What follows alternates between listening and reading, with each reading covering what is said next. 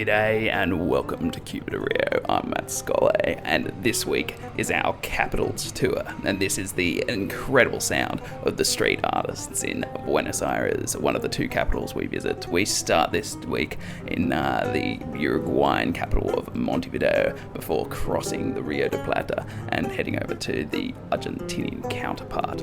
There's plenty going on this week, history, and one of the most fascinating interviews that I've conducted in the course of this podcast, so look out for that.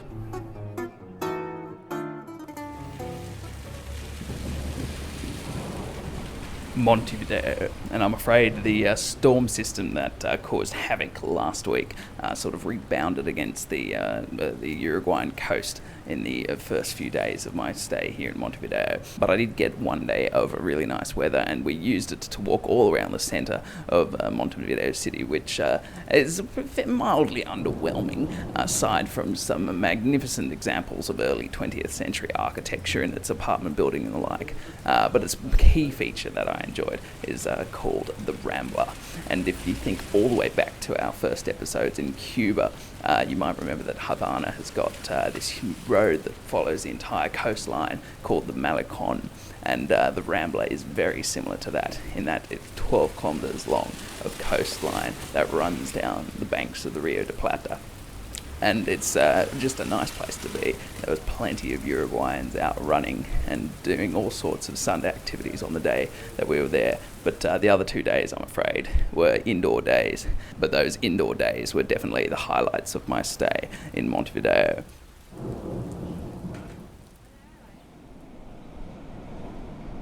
But then we moved down the coastline 3 hours to a city called Colonia del Sacremento, which is this sort of springboard to Buenos Aires. And in fact, on the banks of the Rio de Plata there, you can see the tops of Buenos Aires skyscrapers across the river. It was quite something. And the old city of Colonia is quite nice, very similar to the old colonial cities that we've visited in the past, except that this one had a bunch of 1920s and 30s cars parked in the streets, just abandoned. And the people of the city had filled them with pot plants, and so they had all these lovely bromelias and other sorts of flowers growing out the sunroofs of these cars. It was a delightful little feeling. But I'd been in colonial cities before, but I was just so lucky that I stumbled across these guys. And what it was this perfect Uruguayan scene. And what it was these blokes in their mid-20s and 30s all sat around the dock playing guitar, smoking weed in public, and sipping mate. And mate is a huge part of Uruguayan culture, which I've failed to mention up till now. And it's this tea that's made of this rather strange little bush that grows in this part of South America. And it's drunk from everywhere, from Argentina, Uruguay, Paraguay, and in the southern parts of Brazil there.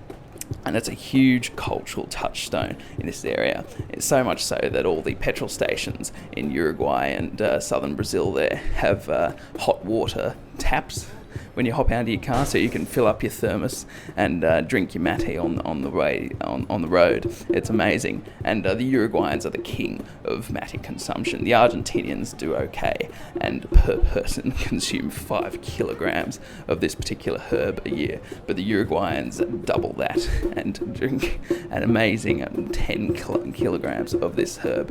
And it's a highly social affair, the mate business. And it's this pot of herbs that is refilled with hot water over and over again until your thermos runs out of hot water.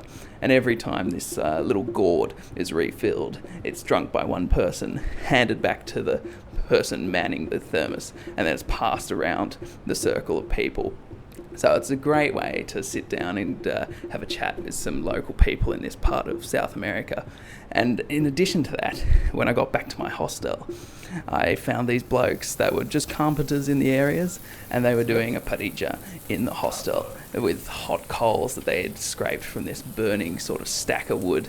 And they invited me to eat all sorts of Uruguayan meats and sausages and the like with them, and just out of the generosity of their hearts.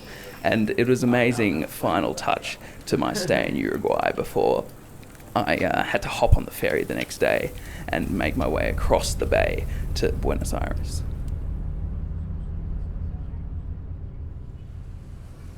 We crossed the huge Rio de Plata in an hour between Colonia and Buenos Aires, hence crossing into the Argentinian territory, which, as I'm Australian, still costs me $100. But we are now in Buenos Aires, which is a exceptionally beautiful metropolis. And on a day like today, where the sky is crystalline blue, it makes it even more special to be here. And it's just a glorious sort of feeling to be here. They call it the Paris of South America, and that's because of the design features that its founders built into Buenos Aires. And the prime amongst them being the Avenida de Mayo, which is modelled on that massive boulevard through the middle of Paris, which escapes me right now. But at one end of that Avenida de Mayo is where I'm at now, and I'm in front of where the Argentinian president Mario Macri lives, which is the Casa Rosada. And it's like someone put the White House into the wash with a pair of red socks, because I'm afraid it's come out pink. And that's where this bloke's going to live for the next 5 years. I believe he's in power. And another 20 blocks all the way down the Avenida de Mayo is the National Congress of Argentina. So I assume they must be the fittest presidents in the world, the Argentinian ones, having to walk all that way. But it's a glorious piece of city planning, and it's got historical monuments and buildings lining it the entire way. So yeah, it's good to be in Argentina as well. The bread here is delicious, and that's what I had for lunch on the way down to the Casa Rosada. And hopefully we can get a look in some of these fancy political buildings.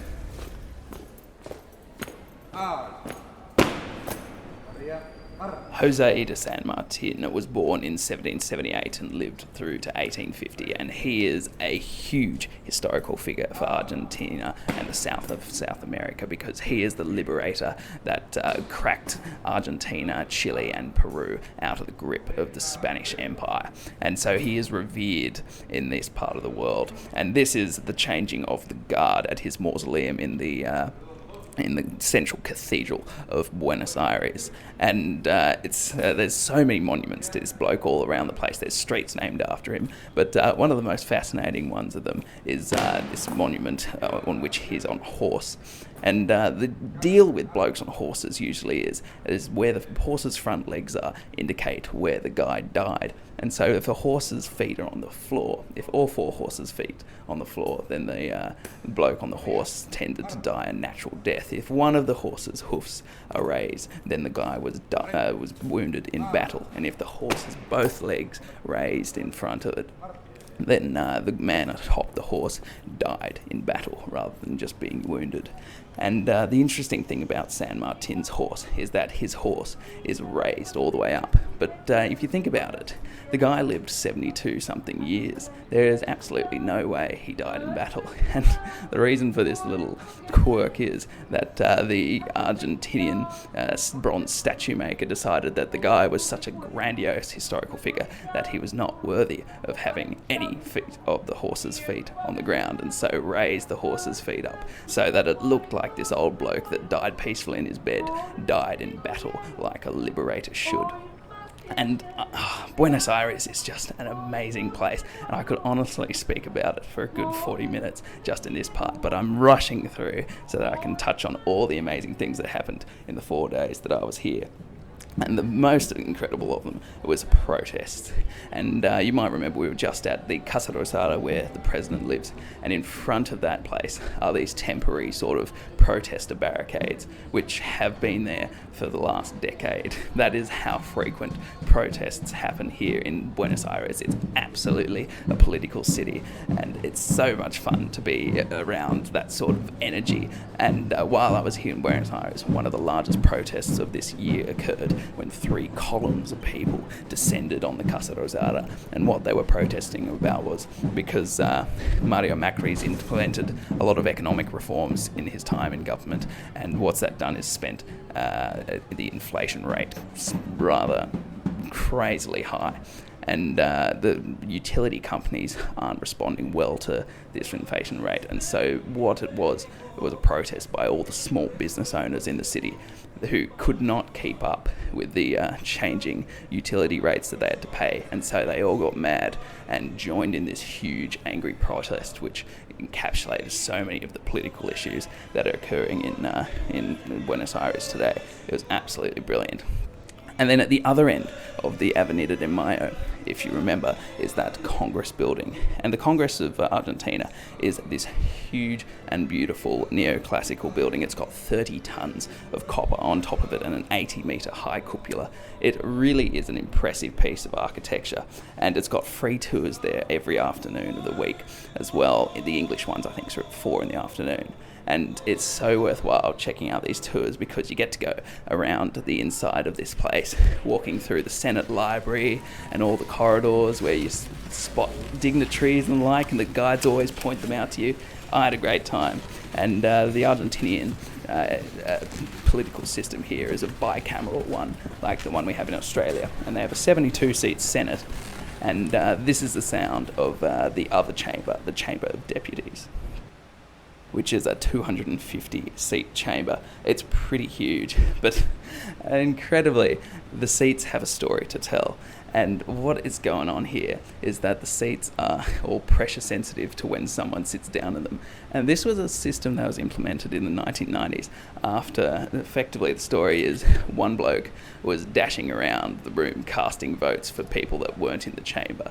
And so now that the seats are all pressure sensitive for when the fat cats sit down on them, it activates the voting system in front of them and they have to scan their fingerprints before they can cast their vote now as well. And I find it hilarious that something of this nature had to occur in a South American nation, and every one of the 257 seats in this chamber have this system built into the front of them. It's absolutely brilliant.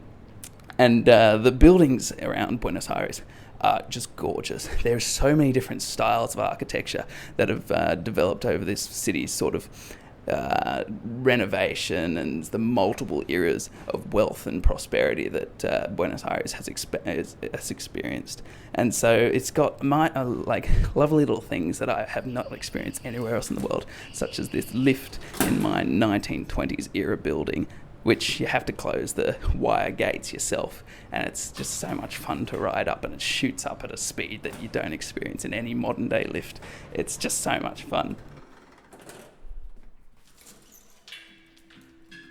And aside from that, there's so many things around Buenos Aires that make it just a fine place to be. There's live music all the time. We had a tango lesson in one of my hostels, which is something you have to do while you're in Buenos Aires. I'm not a fan of tango, as it's way more sort of male-dominated style of dancing compared to salsa and other ones. As the man leads the woman around the room the whole time, and the woman's just sort of there with her eyes closed being dragged about. But aside from that, the food in Buenos Aires is incredible. We had parrilla.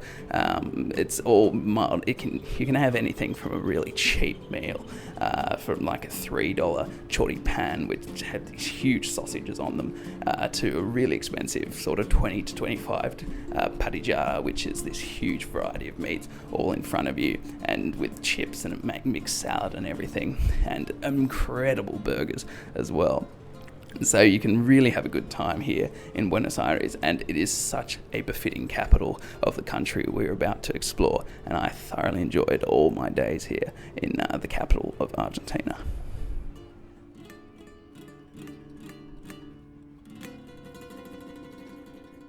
And coming up is one of the most incredible people we've had on this podcast. She has an amazing story that is shared by so many thousands of her countrymen, and is a story of what people do when their country is in crisis. And I think she is immensely brave and in absolute awe of her personality and how she conducts herself in this interview when we talk about some really tough stuff. And have a listen, and I'll catch you at the end. I'm Maria Eugenia. I'm from Venezuela. And you're the first Venezuelan guest we've had on the podcast. So, that's amazing. It is, because I've met so many of them all travelling away from Venezuela. and you're one of the people that have done that. Sorry, again. When did you leave Venezuela? 2 months ago, just 2 months ago. I came to Argentina to live here. And I'm curious about the conditions in Venezuela before you left. What were the events leading up to you leaving Venezuela? Well, my country is passing through a very horrible situation now. It's a bad situation in all aspects. It's political, economical, social, it's personal. It's been going like down for some years now, and now it's worse than never before, I guess, in history from the past 200 years maybe. So I'm wondering what sort of things happened that made you start planning to leave? That is such a complicated question, and also so easy. Like, if you don't feel safe and you're not secure in the place where you are, you just think leaving, that's it. That is the easy answer, but what happened? Well, I think it's social degradation. Is that a word? Degradation. Yep. And then it become into economical, political, and it's a mess. Like it will take me like, I don't know, at least 2 hours to explain you how it is like. Not if I ask the right questions, we hope. Okay. So we were on the bus coming here, and I heard that the last time you bought. Could you tell me about the last time that you bought shopping in, like, food and stuff in Venezuela? The last time I queue in Venezuela, you have to queue for hours to get some food, and it's not like the food that you want to buy, but whatever is there for you to buy. Sometimes you go and there is rice, sometimes you go and there is pasta, sometimes just butter, sometimes just sugar. You can buy things only one day of the week, according to the last number of your identification number. So my day was Thursday. Mm-hmm. So I get the chance to buy food every Thursday, and maybe I have to queue for 12 hours, 14 hours, 16 hours just to get whatever they had for me to buy. So that is the thing. And so what did you end up buying at the supermarket when you finished your 16 hours in the queue? Oh, the last time that I queued was like 16 hours, and I got 4 liters of oil. Which is perfect for, like, cooking oil? Yeah, cooking oil, that's it. 4 liters, that's it. No, nothing else. No rice, no pasta, just oil. And what normally people did is that if you get the chance to buy rice and I get the chance to buy oil, I'll change you 1 liter of oil for 1 package of rice. So there's a good black market of goods. That is not black market, that is more like exchange. Trading, yeah. Yes. The black market exists, especially coming from the government people and the people that works in the military, because at the end some part of the military area of the country is dedicated to distribute food instead of just doing their job, which is taking care of the country and taking care of the people. They just take advantage of the situation, so they get a little bit of power by distributing food, and what they do is they take it for themselves, save it, and just resell it like 10 times what it costs to get all that profit for themselves. Yeah. They do that to poor people, that live there. So the situation was unbearable. Mm-hmm. Was not.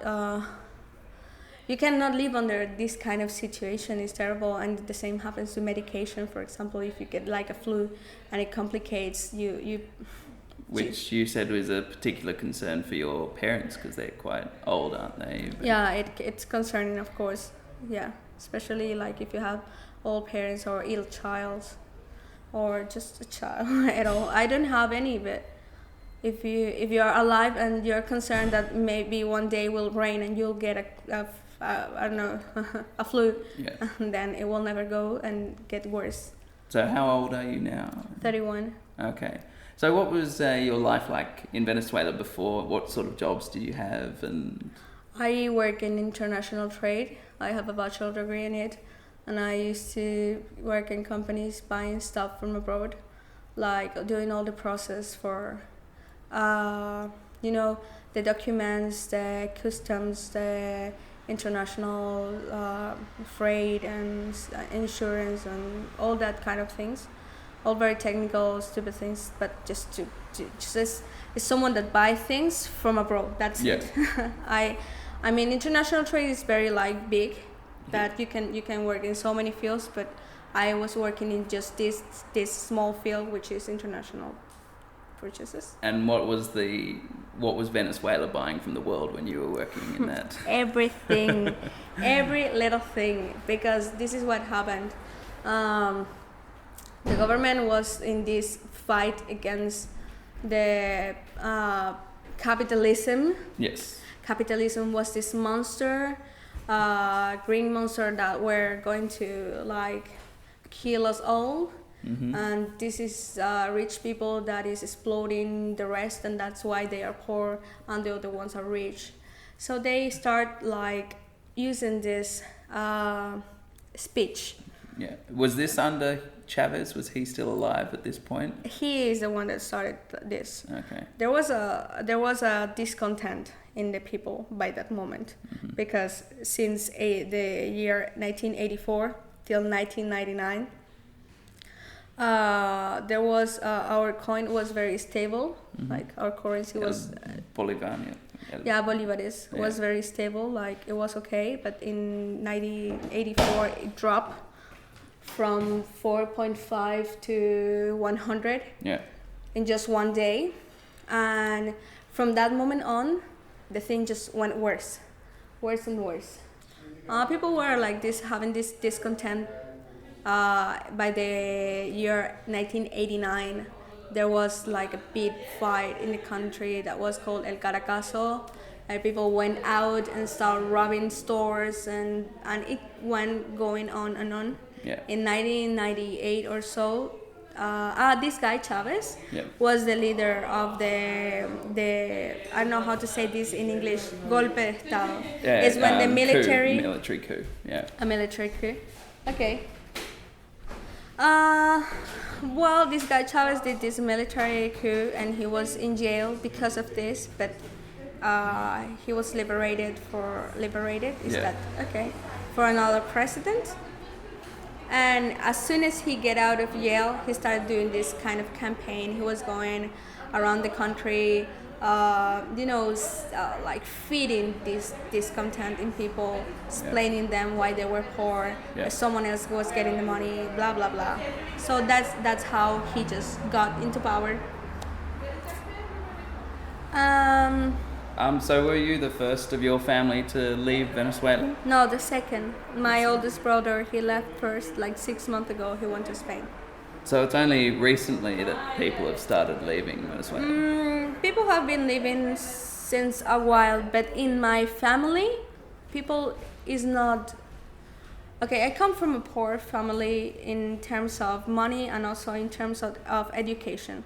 I am the first person in my family that actually speaks two languages. Mm-hmm. So. Is university degrees a common thing as well? Yes and no. Most of the people that has like a certain level, like medium class or whatever, they try to educate themselves, yes. But I wouldn't say that education in Venezuela has a very high level anyways. Yeah. But yeah, kind of. But for example, so this is my background. So the people in my family, particularly, they were very attached to the country, and I've been thinking on leaving for a while. But to be honest, I haven't had the guts to like really do it. Like, okay, Yeah. I've traveled abroad, but I've never went to like, okay, I'm just gonna go with whatever. The thing had to be unbearable for me to just take the real decision that, okay, if I fail, I fail. If I succeed, I will, but I'll leave. So. Yeah, the opportunity cost though is enormous. And so, what's it like leaving members of your family behind in this evolving situation of Venezuela? How do you think it could be? unbearable? Is to be concerned all the time. Yeah. Yeah. Certainly. And so do you continue to read the news, or do you... No. No? Not at all. So would you get like information from your conversations with your mother, or... She tried to talk to me some stuff, but normally I stop her, like, please don't tell me.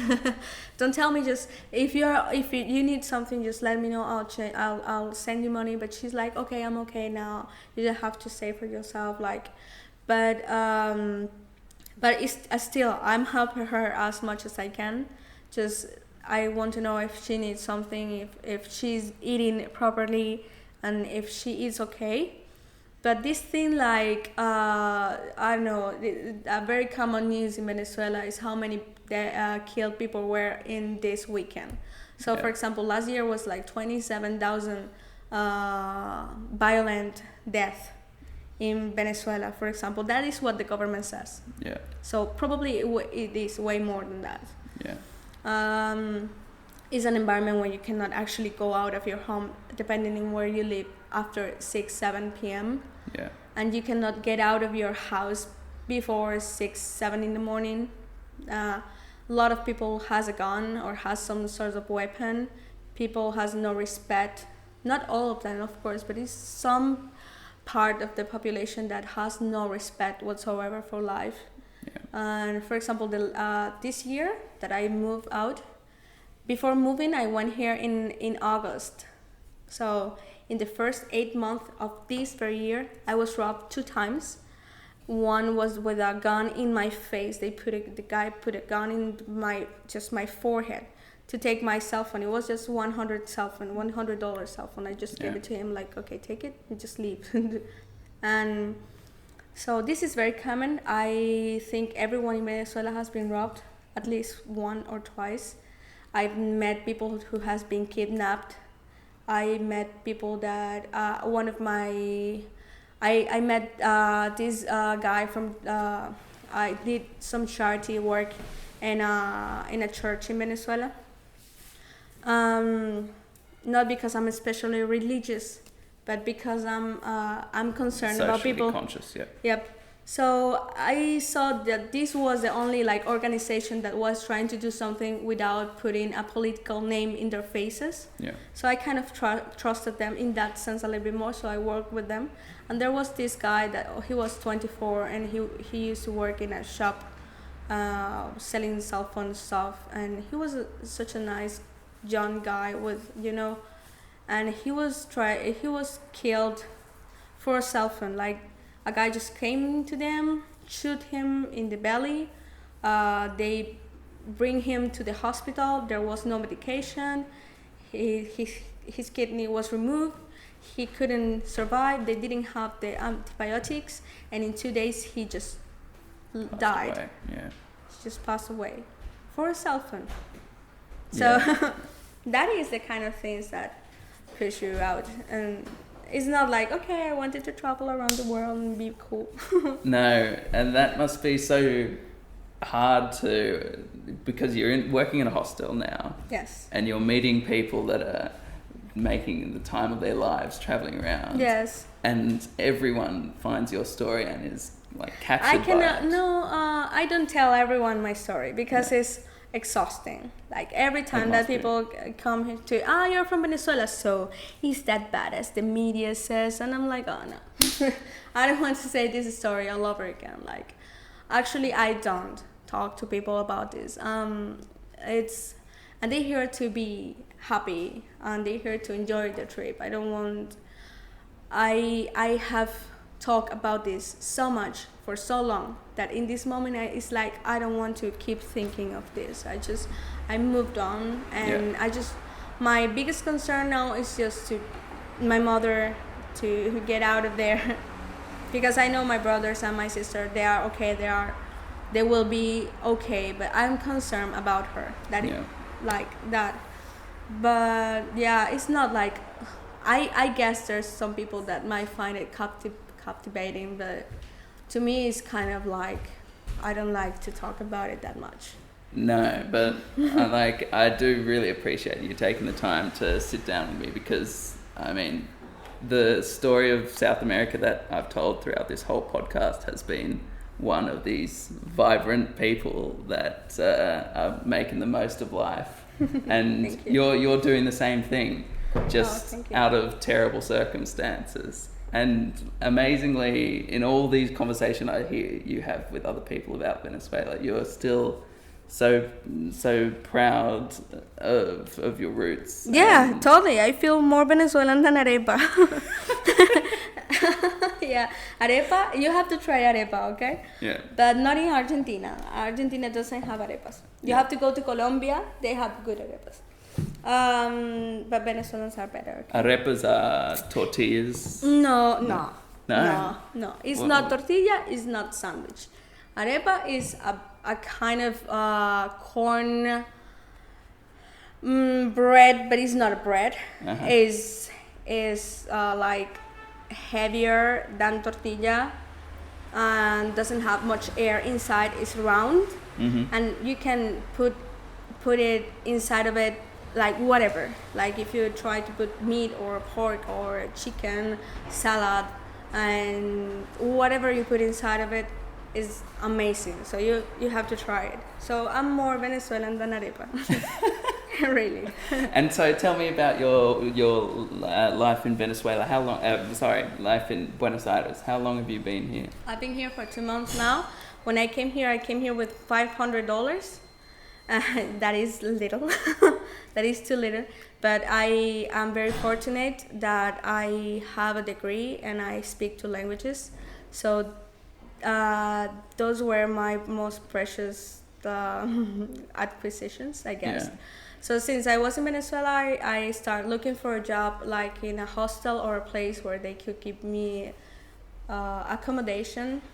Meanwhile, I started like my life here. So, but before that, I started saving long ago, like maybe 4 years ago. And I started doing papers like 2 years ago. So it took me 4 years of saving and 2 years of paper to save $500 and to save and to do all my papers done. And did you take buses or did you fly out? I fly. Yes, it took me $300 to buy the ticket. Yes. And the people might say, oh, but how can you, because there is a lot of people who make a lot of money out of this situation in Venezuela. Yeah. That was not my situation because I never did, this is also a complicated situation, but Venezuelan government set a price for the dollar and people could buy dollars to travel, and then they came back to Venezuela and resell them 6 times, 10 times more expensive than it was for the government. So a lot of people took advantage of it and they just got a lot of money by doing this kind of things. Sadly or happily, maybe for some people I might be stupid, for some others I might be incredible, but I didn't do it that way. Maybe I think of that and maybe I was stupid. Yeah. But yeah, you agree. It took me where we were talking about this. What was the question? Oh, how you arrived, because all the buses when I was in Colombia were full of Venezuelans heading south to Argentina or Chile. No, I had the money, thanks to God, to buy the ticket, and I just flew here. Because either ways, if you come in a bus, it will take you like 2 weeks and you will spend just the same. Yeah. The problem is that getting a ticket to a plane is not easy. But you don't have to cross so many borders either. Yeah, you don't have to cross so many borders, but the problem is not the borders. The problem is like if you are in a situation where you don't have food and you don't have the basic to live, there is no even clean water, for example. Like the water is contaminated.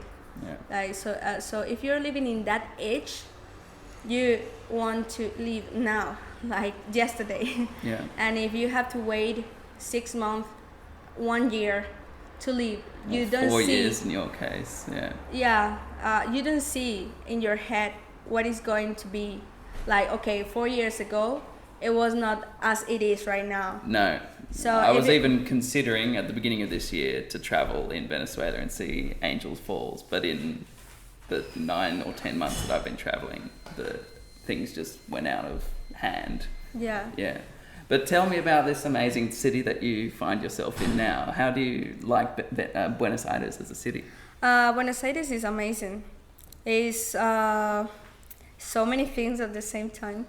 Yeah. What are some of your favorite things then? It's old but new. It has a lot of personality. It's very alive. Like if you go out any time of the day, there is something going on. Mm-hmm. There's people in the parks, in the plays.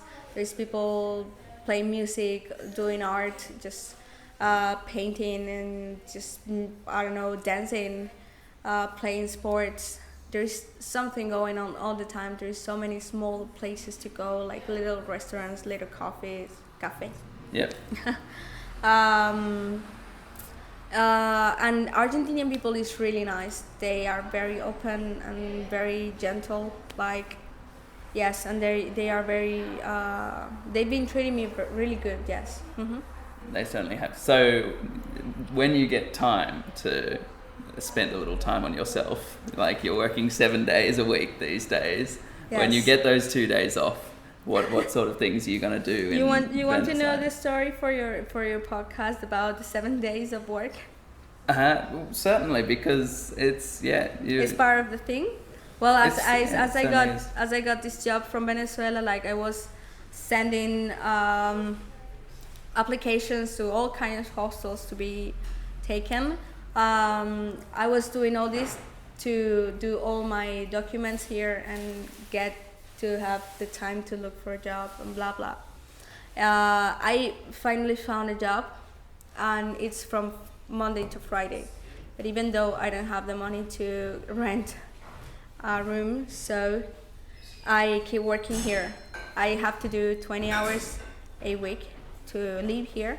So I do my 20 hours on weekends from 8 in the morning till 5 in the afternoon, or 17, I don't know which time you use. Sunday and Saturday and Sunday, sorry.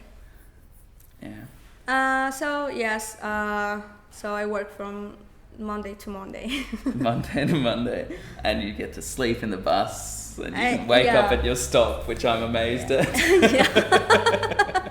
Well, It's an hour and a half to work, isn't it? Yes, On I Monday found to Friday, yeah. Is I live in. Everyone was like, you have to go to Microcentro. Microcentro is this place of the city because all the jobs are there. Like for sure you will find a job there. And finally I got a job in a place that's called La Tablada, which is an hour and a half from here, and I cannot move, so I'm stuck here. Yeah. So I get out at 10 to 7 to get there by 8:20 because I start at 8:30. Yeah. And then when I come back, I get here like at 8:30. So I just eat, take a shower, go to sleep every day. Well, I know I'm stopping you from going to sleep, so let's end on this last question. When you get those 2 days off, what things are you going to look forward to doing in Buenos Aires? I want to go, I want to grab a bike and go to Palermo, to Bosques de Palermo. Also, I want to go to El Tigre in a bike. El Tigre? What's yeah. El Tigre? I have to go to El Tigre. It's like a place in the northern part of the city where there are this lake you can kayak, and it's very like nature. Yeah. There is a very nice place, it's a very touristic place. I went to Teatro Colón already. I would like, I don't know, normal things, regular things. I don't know what else, like sleeping in. I don't know, just have a regular life. That's it. Well, I haven't genuinely think about hope it. that you achieve that regular life here in Buenos Aires and that the rest of your family can come and join you here as At well. least my mother, yes. Thank you for your podcast. Certainly, and now you never have to tell anyone again. I'll post the link on the wall and you can go there. Exactly. Well, thank you very much. No, you're very welcome. Now, someone with greater journalistic training would have done a much better job at that interview, but I hope that I gave you an insight into the experiences of some of the people on this continent and just the amazing resilience at which they pursue their lives and the fierceness at which they are patriotic and want to see their country and their people improve their living standards. It was a tough one, I must say, but these are the sorts of stories that I wanted to capture by doing this podcast, so I hope that I've done her justice by doing this interview and hope that we continue to find amazing people and let them tell their stories in a forum like this. So, if you enjoy the podcast, make sure you leave a review on iTunes. That helps us out. And look at the Facebook page for all the pictures of the incredible architecture that you find around Buenos Aires. And I'll catch you next week.